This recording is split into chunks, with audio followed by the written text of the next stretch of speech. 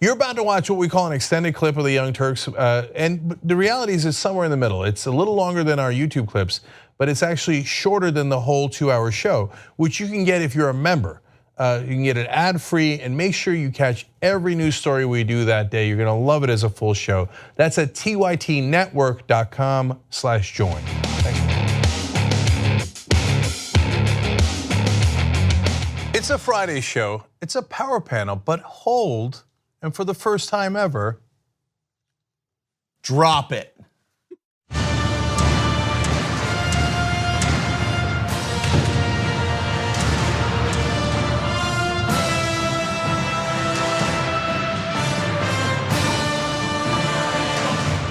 All right, who doesn't love there's a power panel with a congressional candidate, Brent Welder, Jules Suzdaltsev. You got it. I said you get it every time. I'm very proud of you. Joins us, John Iadarola is here. Jules, of course, a political journalist. He's editor-in-chief at Prompt Media.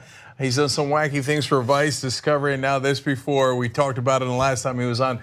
Brent running in Kansas' 3rd district, and he was a TYT member, former Wolfpack volunteer, Bernie Sanders delegate, introduced the amendment to get money out of politics as a Democratic platform. Brent, great to have you on the show. Hey, I'm so glad to be here. I've been watching TYT for, I think, since 2005 and been a longtime member, and I just can't believe I'm here today. So, thanks for having me, and thanks so much for, getting the word out about our campaign. It's so important. So you can tell Brent's a real TYT member because it was his idea to drop it, right? I was like, really? I like that. Okay, so what we're doing is, yesterday we did People's Fundraiser for Brent, and so you guys know the context. There was a poll that shows Brent leading the Republican incumbent by 7 points. That's Kevin Yoder. He is one of the worst congressmen in the country. Totally in bed with the payday lenders, takes more from them than including anyone in the Senate, which is unbelievable because he's just a congressman. And so Brent has him on the ropes, but unfortunately here come Democratic establishment. They're like, oh, Brent's gonna put away a Republican? Hold, let's try to stop that. So they brought in some big money people that worked for Trump, yes, in the Democratic primary, et cetera. So tytkansas.com, we did this before and he raised money for staffers. Did you bring the pictures? We did. I think you guys might have them. I don't know if we talked that through or not. Okay. Well, if you have the pictures, great. If not, we'll get them for you later. Well, I'll tell you, we have hired an amazing field staff. We were able to hire 5 new staffers because of the TYT Army helping us out, and they are just working so hard. We actually, just in the last month, have talked to 7,000 voters. And keep in mind that in the last primary like this, there was about 30,000 people that voted in our primary. And we still have 2 months to go. And we've just been expanding exponentially every week, every month on our campaign as we build the field team out. So it's just been absolutely important. So I gotta tell you, before we show the new thermometer, so raising money for digital ads to compete, and I know the group in Washington that's going to drop money in Brent's campaign against him with probably about 2 weeks left in the election, and it's going to be a giant amount of money. We got to counter it. We could do it with less, but we need some money. You got to get name recognition out there, and you got to deliver on this. So Brent's trying to raise $30,000 to be able to counter the outside groups that are coming in. We're going to show it to you throughout. You actually did a fundraiser last night, like I said, People's Fundraiser. And we raised a little bit of money. We'll put that on the thermometer, but let's look at it for the first time. Okay, let's say $40. Let's just start. Let's just start. 3 people have put it. It's already hot. Okay, so we're trying to get the 30,000 there. Look, John did this before. All right, I'll do it too, and I gotta up them, right? So we had $300 left on the last fundraiser, and John said, or 600, and he said, if you guys come up with the 300, I'll match it. Okay, so come on, over the course of this show, can we get to 3,000 just today? Okay, if you guys put in 3,000, I'll put $301. Oh, that's some stakes. I feel mildly outdone. And if I can say, we are coming up to the end of a vital quarter. We have our primary on August 7th. It's so important that we hit these benchmarks so we can do this digital program. Obviously, we're going to have a professional campaign with TV ads. Obviously, we have a great field team, mailings and everything. But it's so important we hit this $30,000 from the TYT Army before the end of the month. Because, frankly, we've been, the last couple of weeks, we've been falling a little bit behind in our targets.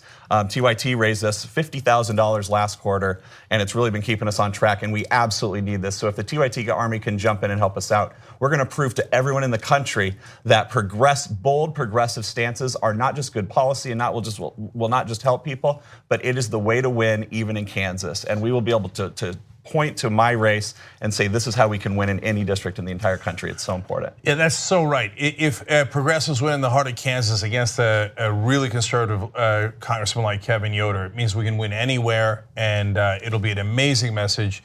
And last point and a half here on this is that, look, getting that money by the end of the quarter is a double win, because then you have the money to compete in the election. But you also have the media who takes that stuff super seriously. So if you do well in fundraising, then they basically give you a lot more free media. They go, oh my God, Brett Welder did well, and he outraised everybody, and that got him in a ton of press in Kansas. So it's a double win, so thank you guys, let's do it. Speaking of thank yous, at the end, the half is that we gotta raise the money, he's gonna spend it, he already hired the staff, etc. But at the end, you have to vote. Okay, so that's the most important thing. That's awesome. So the primary in August. By the way, this shirt designed by one of our viewers, Imran Sheikh. So thank you, Imran. I love this one. This is my favorite. It's got money being washed out. Remember, Brent fought to get money out of politics. It's perfect. It's got the White House being washed out, and it says vote. You can get this on shoptyt.com. Last thing on that is Father's Day is coming up. Overall, guys, watch out, it's a trap, but I'll save that for another show. But in this case, the one upside is 35% off on shoptyt.com, okay? All right, and if I can just mention one last thing, it's just so everyone knows, tytkansas.com, please go there right now and help us out. There's the link. We can absolutely do this. I know we can, and I need your help. I absolutely do. I wouldn't be asking if we didn't need it so much. I'm up by 7 points against the Republican incumbent, so we will be off to a great start. But I'm tied in the primary, and you guys can help us get over the end finish point at that point. So. That's exactly right. All right, so now we got a ton of stories for you guys. John, get us started. Big news of the day. A federal judge has revoked Donald Trump's former campaign manager's bail and sent him to prison earlier today to await 2 different trials after it was alleged that he was tampering with witnesses. Judge Amy Berman Jackson of United States District Court for the District of Columbia said that he could not remain free even under stricter conditions, which his lawyers had argued for, in the face of new felony charges that he had engaged in witness tampering while out on bail. Now, in previous shows, we have broken down the evidence that he was doing that witness tampering. It seemed pretty clear to me at the time, multiple witnesses he was communicating with to attempt to coordinate stories with them. They instead went and spoke to the FBI, so he miscalibrated on that. To get you up to speed, in case you haven't been following the Paul Manafort story so far, Manafort is currently facing a combined total of 25 charges spread over 2 venues. His Virginia trial is currently scheduled to begin on July 25th and his DC trial on September 17th. The charges focus on Manafort's lobbying and foreign work for pro-Russian Ukrainian interests prior to the campaign, his finances, and now alleged witness tampering as well. So we're gonna have a response from Donald Trump and from Donald Trump's legal team. But first, what do you think?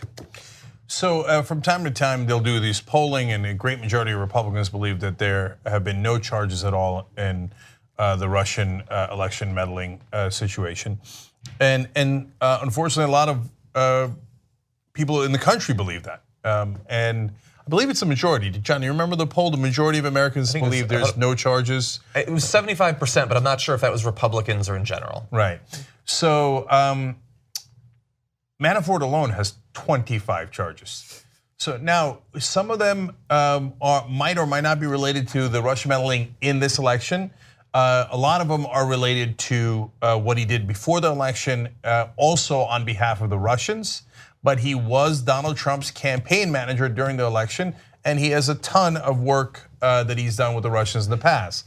And let alone the dozens of other indictments and charges that have been brought. So it is not true that there are no charges. There are a ton of charges, including 25 alone on Manafort. Yeah, I do want to apologize though. In the intro to that story, I had referred to him as the former campaign chairman. It turns out he was actually a coffee boy for the campaign because now that he's in jail, the backpedaling on the history of Paul Manafort has begun. Donald Trump tweeted this: "Wow, what a tough sentence for Paul Manafort, who has represented Ronald Reagan, Bob Dole, and many other top political people in campaigns. Didn't know Manafort was the head of the mob. Although, if he was, you would probably know, Donald Trump. What about Comey and Crooked Hillary and all the others? Very unfair." Oh, he represented Ronald Reagan and Bob Dole and others. No current politicians. He wasn't the campaign chair for any of them. He also lied about how long, or Trump lied about how long he had been the campaign manager, which is such a, we know when he started, we know when he left. It's not confusing at all that Trump is again lying about a specific fact. Like why would we be surprised? Yeah. You know, and in a political organization, I mean, you know, the culture is started from the very top, and we have President Trump that lies and lies and lies and lies on a daily basis. You know, it goes from the top to the bottom of this organization. What I'm hoping is that Mueller's team is going to be able to get him to flip on some key witnesses, and if we get evidence, you know, solid evidence against Donald Trump, which very well may end up happening. And if I'm in Congress, I'm going to be very happy to vote for impeachment of Donald Trump and make sure that he gets held accountable for, you know, for the problems that he's created throughout his entire organization. So, by the way, to just confirm what Jules is saying, Trump has said that he was only with my campaign for 49 days. So the New York Times did fact checking, and it was 144 days. Now, look, he could have just said a short period of time, and then you could argue over what's short or not short. He just can't help himself. He's pathological. There's no indication under any way of counting that Manafort was with the campaign for only 49 days. He just picked that number out of nowhere and just decided to cut off about 100 days because he can't help himself. Well, on top of that, Manafort lived in Trump Towers with Trump. They would walk up and down the hallways. I think according to Manafort's daughter, so that they would hang out all the time, and they've known each other for 30 years. It's how do you create this distance? Like, yeah, 40 a couple weeks, if anything. I don't even know his last name. It's crazy. So to build on that, you can say, all right, well, maybe you live in an apartment building with a guy you don't do business with, and what are you going to do, right? Okay, but wait a minute. He could have picked anyone as his campaign chairman. He had 330 million people to choose from, and if you include some Russians, even more. Okay, so, and out of all those Americans, he decided, I'll take Manafort, the guy who's been known to have ties, whether they were illegal or not is new, right? Although some suspected, but new. But everybody knew that he worked with the Russians, Manafort did. And out of all the people in the country, he's like, out of all the Republican strategists, et cetera, he just happened to pick the one that had all these incredibly deep ties to the Russians. Yet another coincidence tying him to the Russians. Well, I'll tell you, I don't think he's gonna have any problem counting the days anymore because he can just count the chalk lines on the jail cell wall. Look, I don't know in the end after we have these two trials or after Mueller reveals all the information he's been gathering. I don't know if there's gonna be any connection, anything that Paul Manafort has done that is illegal except in reference to Paul Manafort. It could just be that he was trying to enrich himself and he was lobbying where he shouldn't and he was doing money laundering and all that. But if it turns out that that's all it is, I am 100% fine with that. It's so bizarre that in the context of all these investigations, that the conservatives, the Republican Party, their pundits who previously had loved to tout how law and order they were and pro-criminal justice, like they don't care at all about whether he broke the law. Tucker Carlson tweeted earlier today, they've locked up the 69-year-old Paul Manafort. The streets are safe again. Like his age matters. Like, well, yeah, you can break any law you want if you're collecting Social Security. It's totally cool then. What is that even supposed to mean? He's tampering with witnesses. You've seen the evidence. It's obvious and they don't care. And of course, it's not just the pundits. It's also Donald Trump who was asked about this while he was wandering around the White House lawn earlier today. And he said, I feel badly about a lot of it because I think a lot of it is very unfair. Manafort has nothing to do with our campaign, but I tell you, I feel a little badly about it. Jesus. He was your campaign chairman. I'm pretty sure he has everything to do with your campaign. But I'll double down on what John said. If it turns out investigators look into it and they go, look, no, this was about the former leader of Ukraine that he had a crooked deal with, and this group in Europe that he called a Habsburg group, and those are the guys he was trying to witness tamper with. But it really had nothing to do with Trump, and Trump didn't do it. It was Manafort. Great, then get Manafort, and then Trump's not guilty of that. We actually care about justice. We actually care about the facts and truth and reality. If you said to me, you can get Trump, but you have to make up facts that Manafort's connected to him, I'd say no, don't do that, right? That's not the American way. But the other side seems to think of it as in terms of tribalism. If they're on my side, I don't care about the rule of law at all. If they're on your side, I want to lock them up no matter what. No matter what, they did it, they didn't do it. And finally, look, the reason why Manafort actually going physically to prison today is a big deal is he's lived a very lavish lifestyle for a long time with the money that he got from the Russians, et cetera, which it turns out 25 counts indicate that maybe ill-gotten gains, and he's used to that lifestyle. Now he's wearing an orange jumpsuit. He's not used to that lifestyle. So that's why they think, well, minus the pardon issue, which is gigantic, obviously, this might make him uncomfortable enough to flip if he has anything on Trump. Do you remember? The story. There's so much that happens. We actually have a segment on the Damage Report at the end of every week where we have people tweeting the things they hope people don't forget about that happened this week. But do you remember when they showed what he had spent about $1 million of the dollars he'd raised on, and it was like $250,000 on Oriental rugs and $1 million on suits and ties and things like that. This is a guy who loves luxury. We'll see if he gets it there. All that criminality because of rugs. It's just, look, I don't know, everybody's different, right? For me, you spend it on vacations, you're on a boat somewhere, and you're having the time of your life, I get it. You spent 200 grand on a rug, I just don't get it. Yeah, Cenk doesn't mind if you commit crimes if you're a pirate. But land-based crime he's rough on. Well, what you mentioned the pardons, why don't we turn to that section of this now? So what in the end will end up happening to Paul Manafort? He is in jail right now. He's awaiting 2 different trials. But Donald Trump has recently been thinking about pardons quite a bit, thanks to Kim Kardashian. And so there's the possibility that Donald Trump will get involved. Rudy Giuliani, who is Donald Trump's lawyer or spokesman or bro, I don't know at this point what formal role he holds, but he was talking about this today and he said, when the whole thing is over, things might get cleaned up with some presidential pardons. And Donald Trump was asked about this earlier today, and he said that he didn't want to talk about it, but that he thought that Paul Manafort had not been being treated fairly, and he's previously said that he would use pardons to make things fair. Not necessarily specifically with Paul Manafort, but you can theoretically connect the two. I think this is scary because the charges that Manafort is facing aren't, directly tied to this Russia investigation. So if he pardons Paul Manafort, it sets a precedent that he's going to continue pardoning. He started small. He started with Sheriff Arpaio. Thank you. And he's slowly moved up the ladder. Dinesh D'Souza. Now, if he pardons Manafort, it's not that disconnected. He's slowly entering this world of like, okay, well now I'm going to pardon people that are directly associated to me. Now I'm going to pardon people who are directly associated to the investigation. I think it's a terrifying precedent if he pardons him.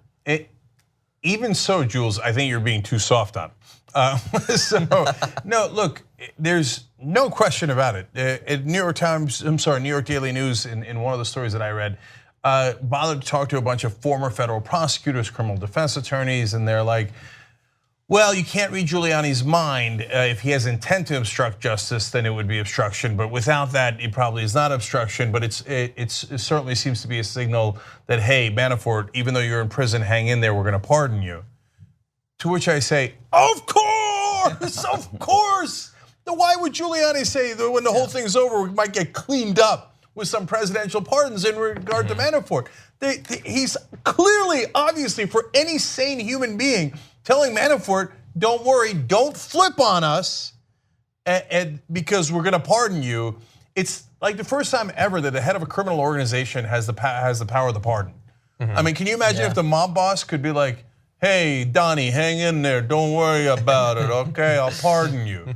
But Is that Chris Christie you're doing? I don't know what that was. And the ironic thing about this is that Manafort is going to jail for witness tampering. He needs to take some lessons from Donald Trump on witness tampering because he did it through a private encrypted app, whereas Donald Trump just does his witness tampering out in the open. Yeah. Through his lawyers, he does it during tweets. He does it constantly. And I think that's maybe he's found a legal loophole for that. But it's just another example of him setting this kind of culture at the top of his organization. And I'm not surprised at all that it's finally starting to catch up with them. Yeah, and Brent, I want to add two things to that. So Trump himself, when asked about whether he would pardon Manafort and Cohen, said, I don't want to talk about that. No, I don't want to talk about that. If he left it at that, that's totally fine. But he continued. But look, I do want to see people treated fairly. That's what it's all about. So when asked if he would pardon this particular guy, he said, I want people to be treated fairly. Might as well have added a giant wink to that. Look, only people who think that Giuliani and Trump talking about pardoning Manafort doesn't have to do with protecting themselves are people that are wildly disingenuous, or maybe work in the mainstream media and have to go, oh, he says this and she says this, and what would I know? What am I, a reporter, right? But even the MAGA guys, you know what that's about. It's not about something else. It's not about a plumber. It's not about a dentist. They're saying, hey, we'll pardon you. Don't talk. Which, by the way, for the first time, I've never been sure that Manafort had anything on Trump. I'm positive Michael Cohen has things on Trump. He was panicked when Michael Cohen had his stuff that was seized, et cetera, et cetera. Carter Page, there's good reason. There's it's varying degrees of what we can guess from the outside based on publicly available evidence. But now, Giuliani coming out, Trump hinting at it, and then Giuliani just flat out saying, we'll pardon you. Means, that he talked to Trump and Trump said, he's got terrible stuff on me. Make sure he doesn't flip. He's in prison now. Make sure he doesn't flip. Promise to pardon. Yeah. And I think, I understand that there's probably some people, there's a certain percentage of Americans that either think that talking about possible pardons is too esoteric or too inside baseball, or they don't really care about Paul Manafort specifically, or maybe they don't care about these investigations more broadly. They think you're focusing too much on what's going on in Washington. Why are you talking about this?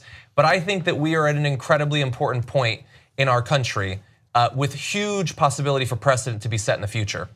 If you care about any oversight or consequences for what presidents do, what governments do, you can rest assured that right now, every other politician in the country is waiting to see what's going to happen with Donald Trump, because we all say the president can do this, or the president can't do that. All of that is hypothetical, and it only means something if there are consequences when they take an action we say they can't do. And I'm telling you right now, when it comes to pardoning Manafort or Flynn or his son or himself, the Republican Party will do absolutely nothing if he does it. So I don't care what a DOJ memo from the 70s said or what the Constitution has to say about it. From the Republican Party, there will be zero consequences no matter who he pardons and what he pardons them for. And if he is allowed to get away with that, there will be no consequences for any president for any action for the rest of time. And for progressives, that is not a state that we can allow to come about. And so even if Paul Manafort bores you or frustrates you, or you think that we talk too much about Trump, if you care about the future and holding future politicians accountable, you cannot afford to stay silent on this issue. You cannot afford to check out on this issue. You have to make your voice heard. You have to make sure that there are consequences if Donald Trump does what he is apparently promising he's going to do. And this is one other reason that's why it's so important that we flip the House of Representatives to Democrats, because Democrats will then have investigatory power over the Trump administration, subpoena power. We need to get to the bottom of this. I don't trust the Republicans that are running Congress right now to do anything about that. And the people deserve answers. This is the most powerful, this is the man that runs our country, one of the most powerful people in the entire world. And we need to get to the bottom of so much of this. So will Congress do anything? It does depend on a couple of things. If the Democrats control it, they obviously can. If the Republicans, it'll be much harder. But John, there are some scenarios under which the Republicans would impeach if their poll numbers are disastrous right before the election, if the markets have crashed enough that their donors call them and say, we're done with this guy. So there are some scenarios. But John is right to sound the alarm, because if they don't do anything, which right now, if he did it today, I'm with you, John, they wouldn't do anything. They wouldn't impeach him, no way. And then the rule of law is trashed in this country. But it's actually, believe it or not, one step worse than that, and this is a significant step because this is not being talked about enough. Giuliani also said, it's time for justice to investigate the investigators. So when I said on the show that they're going to start arresting their political opponents if we let them get away with it, at the beginning people were like, oh, you're being alarmist, that's crazy, not in America. But now he's saying, why don't we just arrest Giuliani? The president's lawyer is saying, why don't we investigate the guys investigating Trump? Why don't we throw them in jail? That's what that means. So if he, let's say, gets rid of Mueller, fires Rosenstein, does whatever he does, or Mueller comes out and the Republicans go, I don't care. Even if Mueller got him on money laundering, Mueller got him on something deeply criminal. If they say they don't care, the next step is they start locking up their political opponents. And Giuliani just told you that. Yeah. Scary times for America. All right, we got to take a quick break, guys. So we have a lot more coming up for you guys, including whether snatching people's children away from them or not is biblical or not. It's an interesting conversation. Thanks for listening to this podcast. You're only halfway through, so hold, stay right here. Just want to remind you, if you want to get all 5 segments of the Young Turks commercial free, these are just 2 of them. Every day we do it. So go to tytnetwork.com/join and you get the whole 5 segments, 2 hours, ad free. Do it now.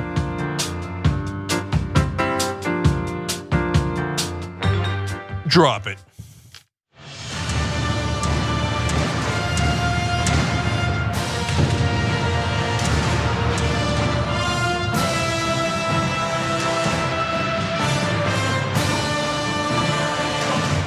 All right, a whole new power panel. Helen Hung joins us again. Great to have you here, Helen. Thanks for having me. And by the way, she's got a great podcast. It's called Go Fact Yourself. Okay. You can say it just like that too. Go fact yourself.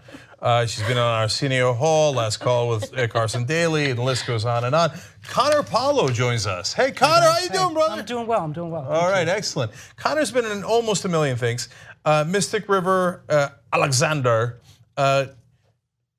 Look, I like Oliver Stone a lot. I've interviewed him 3-4 times.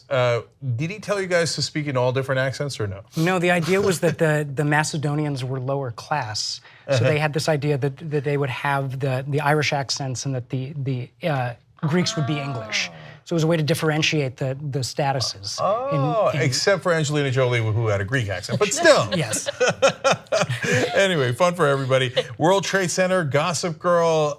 You're now in Bryan Cranston's produced anthology series, Philip K. Dick's Electric Dreams. That's so good. Yes, that's on Amazon Studios. Yeah. So great to have you with us. Thank you for having me with you. And of course, the legendary Anna Kasparian. Legendary. So I'll read a couple of comments and then Anna's got a ton of stories for you guys. Jim Lawrence wrote in on YouTube Super Chat, which we always appreciate. ICE is turning into Trump's domestic enforcers. I'm worried about that. I am worried about it. The guys on Twitter were a little bit harsher. Vance said there is more evidence that ICE organization is just a new form of a Gestapo. And then Jim said that the Nazis told the Jews that they were giving them a bath. They never came out of that room. So Jim, I alluded to that yesterday. The idea of telling the parents they're going to take the kids away so they can give them a bath, they had to find a better excuse. It's just chilling. That's not what's happening, okay? We're not at that end, okay? But it's knowing just a tiny bit of history, you don't tell people that you're snatching away, that you're going to give them a bath. That's terrible, right? So, okay. So we'll check in on TYT Kansas later, actually, but because we have 1,000 stories here for you guys. Anna, let's get started. All right. There was an impromptu interview with Fox News and Donald Trump this morning, and the interview was lengthy and also a bit rambly, but there was one portion of it that really stood out to critics of Trump, but also to conservatives as well, because he has been going around town saying very complimentary things about Kim Jong-un. He said other complimentary things about other authoritarian leaders around the world. And so in the middle of this interview, he says this. And they can change the whole border security. We need a wall. We need border security. We got to get rid of catch and release. You catch a criminal.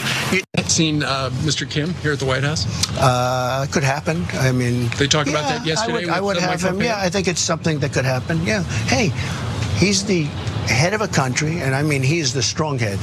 Don't let anyone think anything different. Right. He speaks, and his people sit up at attention. I want my people to do the same. So he points to the White House and says, I want my people to do the same. So of course that alarms people because he seems to have an affinity for authoritarianism, and he said all these incredible compliments about Kim Jong-un. And then again, the context of that statement was he's the head of the country, and I mean he is a strong head. Don't let anyone tell you anything different. He speaks and his people sit up at attention. I want my people to do the same. It's crazy. It's shocking. Yeah. It's absolutely shocking. And even the fact that he was like, it was like halfway to just go there. Just go all the way there. Yeah. I mean, because that's what you're looking for. There's no clearly. acknowledgement that the people sit up at attention because they're under threat of imprisonment and torture. It's the malignant narcissistic personality disorder where you don't care how you get adulation, you just want that adulation. Yeah, and he sees it, the fact that he looks at Kim Jong-un and is like, that's the guy that I want. It's so chilling. And this whole summit, being of South Korean descent and just seeing this whole summit play out has just been so chilling. Seeing the flags, our flag next to the North Korean flag. I mean, this is a guy that has executed multiple family members. This is a guy that in his country, every household has a photo of him, and if you don't bow down to the photo of him, you will get hauled off and murdered. I mean, it's just bonkers, and for Trump to be like, yeah, this is my guy, this is the buddy that I want to emulate, is just insane. Helen, I mean, you say dragged off and murdered. He says strong head. He's a strong head. I wonder what he would have called Stalin. He was also a strong head, right? And by the way, Stalin was one of the biggest murderers in human history. But Kim Jong-un might be on a smaller scale because he just commands over less people. But it's not that far apart. He has concentration camps. The North Korean regime is absolutely brutal and has killed countless people and treats its citizens worse than any country on earth right now, and is a dictator that pretends to be a communist, much like Stalin. And so, but for Trump, even if you were to give him the enormous benefit of the doubt, which he does not deserve in any way, shape, or form, and say that he was joking when he said he wants his people to sit up at attention and I want my people to do the same. Imagine if Obama had said that, joking or otherwise. Well, Obama caught a lot of heat for signing executive orders. He caught a lot of heat for doing things unilaterally without Congress's involvement. And so I just find it so fascinating that the very people who criticized Obama for being too authoritarian in their eyes are now supporting Trump and supporting all the different things that he's done unilaterally, right? He's alienated himself from his own aides. He doesn't want their advice. He refuses to, or says he's going to refuse to sign any type of bipartisan legislation pertaining to immigration reform. He does things on his own, and he's signed countless executive orders early on in his first term, hopefully his only term. By the way, what was his excuse for that statement that he made? Because reporters wanted to know, like, are you serious? What's going on? So following that interview with Fox and Friends, a reporter asked him, what did you mean just now when you said you wished Americans would sit up at attention? And here's what he said. I'm kidding. You don't understand sarcasm? Hey, who are you with? You're with CNN? Hey, you're the worst. Could you imagine if Obama had said that? I mean, once Obama tweaked Fox News and wondered if they were really fair and balanced. And everybody flipped out. They're like, how could the president try to intimidate the press that way by attacking Fox News? Yeah. I mean, look at what Trump has done. If Obama was going around and within the context that Trump has, if Obama, we know he normalized relationships with Cuba, the same guys, Sean Hannity, et cetera, were like, how dare you, they're brutal communist dictators. And we can't meet with them. And if Obama joked around like, hey, Fidel Castro's a strong head, okay? And he gets his people to pay attention, just like I want, right? You think that Sean Hannity would have been like, oh, no, it's okay, he's just kidding. But one of the things that I think Plato said preceded the fall of any great society was, among other things, rank partisanship as just a matter of course. And I feel like that's not, it's just expected now that you cheer for your team regardless of objective reality. Yeah, you know, just to comment on that quickly, I was on a show called Left, Right, and Center. It's NPR usually carries it, but it's a local show here, a radio show. And Rich Lowry, who writes for the National Review, edits the National Review, he was the person representing the right. And I was kind of shocked at how reasonable he is, because it's a rarity these days. People are unwilling to bend when it comes to understanding other perspectives and at least acknowledging when the other side is right. And so it's a really scary world we're living in when the partisanship is that divisive. Because we're moving further away from objective reality. Yeah. Right. But also because the Republican Party is now the Trump Party. It's no longer like traditional Republicanism. And we just had these primary elections where if you're a Republican and you say something against Trump, off with your head, you're gone. And so I think if you're a Republican in power, right, like in a seat right now, you're like, ooh, I can't. You know, I could say something against Trump. I definitely don't agree with him, but if I do, my seat is gone. Right. And it's crazy. It's bonkers how much, the Republicans have just dug in like Trump's our guy and we support everything he does. And if you don't support him, then you're gone. Like it's nuts. Yeah, that's creeping authoritarianism. And so I also wanted to show you a quick clip of Trump earlier this week talking about the president of China. Just a little context for you. The president of China did away with term limits, which would allow him to serve as president indefinitely. So that's pretty undemocratic. And Trump was asked what he thought about that. Here's what he had to say. I have a very good relationship with President Xi of China. He's an incredible guy. They just, essentially president for life. Yeah. It's pretty good. He says wistfully, he's like, he's just president for life. Wouldn't that be amazing? No, guys, he's not joking. He says it over and over and over again. And he acts it out too. He keeps saying in public, I wouldn't have hired Jeff Sessions if I knew that he was going to enforce the law, if I knew that he wasn't going to recuse himself because of a conflict of interest. That's what Sessions is supposed to do as the Attorney General of us, the United States of America and its citizens, not the president's lawyer. He just doesn't understand that concept and doesn't believe in that concept. He's like, I don't get it. Why doesn't everybody sit up at attention? I won. I'm the leader of the country. Why can't I be president for life? Because you're not a dictator. We didn't elect you to be a dictator. We elected you to represent us. Yeah. And he's just not doing it. I think he thinks he's king. Like I legitimately think he thinks I was elected to king. Here I am, and king me. Like, why are all you subjects not bowing down? And the fact that he's saying great things about Kim Jong-un and the president of China, while apparently there's a special place in hell for Canada? Like, what? Right. Are we living in the upside down right now? Like, what is happening? I love that you brought that up, though, because I think that he doesn't respect, diplomatic, nice politicians. Justin Trudeau, I mean, the press conference that he gave after the G7 meeting was tame, right? It was tame compared to what something Trump would do. Because he's Canadian, and Canadians are polite. Exactly. Polite is a better way of putting it. And Justin Trudeau did exactly what any leader of any country would do in response to tariffs. We're not going to be pushed around. We are going to have retaliatory tariffs. That makes all the sense in the world. But since he's not a jerk about it, and he doesn't carry himself as some authoritarian leader, Trump saw that as weakness and talked about how weak he thinks Justin Trudeau is. He's weak and he's meek. Those were the two words that he used to describe him. He doesn't respect you if you are professional and responsible in your job. I think it's like what he said about the run-up to the North Korea summit, where he said it's not about the research I did, it's about the attitude. He doesn't really listen to the content of what people say. It's the way they present themselves.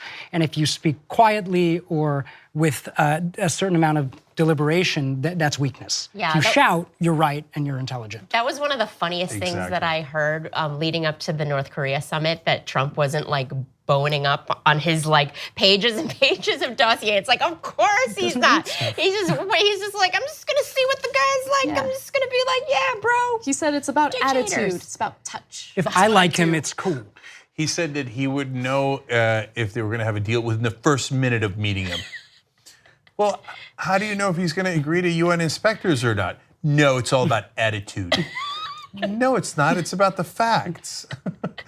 And then it turned out he knew within seconds because he was like, I'm honored to meet. When he told Kim Jong-un, the dictator of North Korea, it's an honor, I was like, what is happening right now?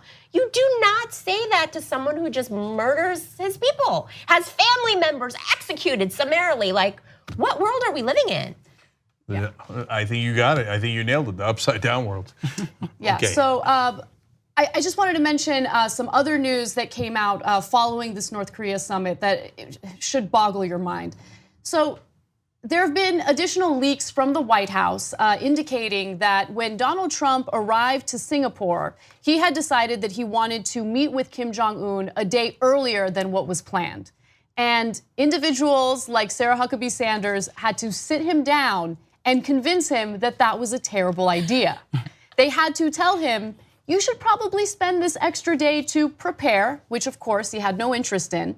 But the only thing that did seem to convince him was that if they had met earlier than what was planned, then it wouldn't get as much media coverage, planned media coverage, than the original plan. And so then he finally caved and said, all right. But his response to them was initially, well, we're all here. Why can't we just do it today? I'm bored. Yeah.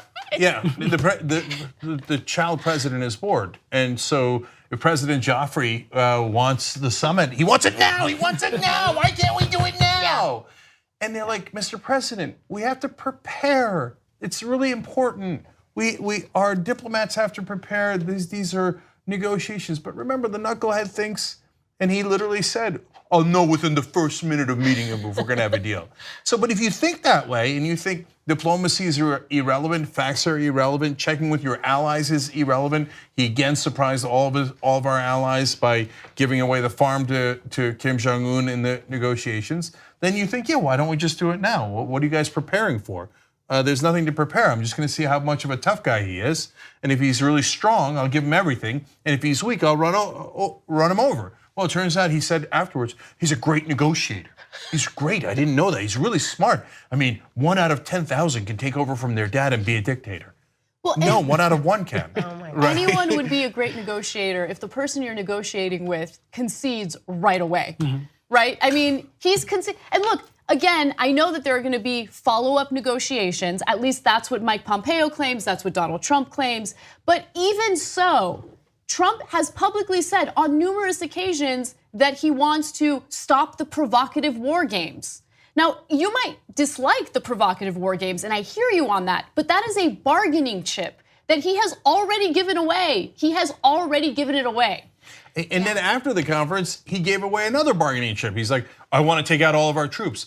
No, knucklehead. That is the only thing that is bringing Kim Jong-un to any sort of table. And the fact that we signed this flimsy piece of paper that's super vague and is like, sure, the denuclearization of Korea sometime.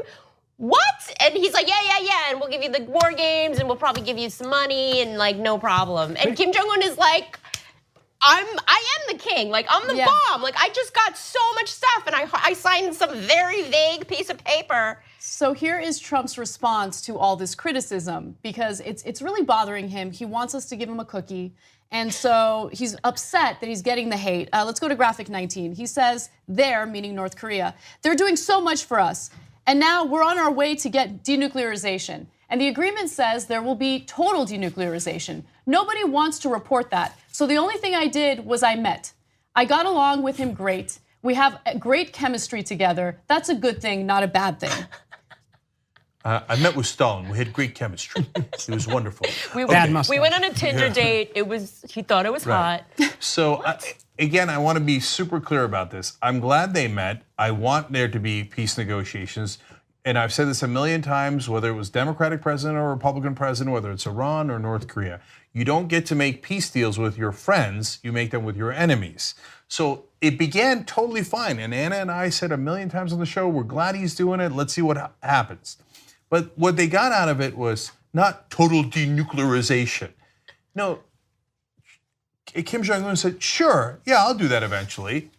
That's when a smart person goes, oh, okay, great, how, when, what are the details? Hey, I've got all these negotiators here, I've got all my allies here. So I know there are certain things you want, like you want us to stop doing joint military exercises, you want us to take troops out. I'm not gonna do that.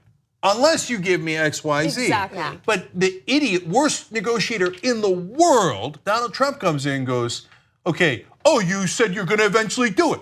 Great, okay, then I'm gonna stop joint military exercises. So you just gave him something real in return for nothing, right? Is he gonna allow inspectors in to see if they have a nuclear program? No. Has he given us anything? No. And then the schmuck comes out and goes, we're gonna take all of our troops out because I don't like them there anyway. God damn it, I want peace. We all desperately want peace. We desperately don't want North Korea to have nuclear weapons. But in order to get that, you've got to actually do real negotiations. Yeah. I mean, look at what Anna said. To me, that was one of the most, and you know it with Trump, and it's not surprising, but it really is so painful. The only way they convinced him is not because they needed more preparation, etc. The only reason he waited to do it was they said, remember, if we do it on Monday, it'll be Sunday night and you won't get as good ratings on TV. He's like, oh, good point, I want the good ratings. Okay, we're gonna wait. It's a big reality show, and I just had the imagery of, you know how you do the monkey giving away the banana? Yeah. I just thought of Trump that way, because that's exactly what he did with his bargaining chip in this negotiation. I actually had the image of being on a first date, like being on a first Tinder date, and you're like, I'll show up at the lobster restaurant, and then you order like the salad, and then suddenly you're like, I'll do a threesome. You didn't get the lobster yet. Slow down. Get the Slow lobster your roll. Get the surf and turf before you agree to a threesome. Slow your lobster roll. It's especially when the Iran deal had these conditions. It had the inspectors. It had a timeline. They gave up uranium, and that was weak sauce. Yeah. But this, which is a handshake agreement, probably because Kim Jong-un said, you look great today, is great. That's more than enough. Yeah. And I'll say one last thing about what Anna said. Look, everybody thinks the Republicans think he's an alpha male. And within their context, he is. Because he bullies them, and then Lindsey Graham and Ted Cruz and all these guys come up and go, and they submit to him, right? But the minute that he runs up against anyone who's actually strong, he immediately goes, I take the troops out, I end the military exercises. He's not an alpha male. That's why Democrats, they drive me nuts. You have to outstrong him. If you did, he bows his head. He's a very simple, primitive person, okay? He's a knuckle dragger, he's a mouth breather. All you have to do is show him strength and he will bow down. But they don't have the courage or the ability to do that. Right. You just have to believe the words coming out of your mouth if you're going to show strength. You can't be speaking someone else's script and still be hold fast in your beliefs. Yeah. All right, we got to take a quick break. Let's do that. And when we come back, a serious free speech issue that I don't see a lot of conservatives talking about. Thanks for watching what I hope was a lovely edition of the Young Turks. Now, you know that is 2 of the 5 segments that we do because that's free. We want to have you support independent media and come watch the whole show that we do every day. That's 5 segments overall, no ads at all. That's at tytnetwork.com/join. Come become a member. Thanks for watching either way.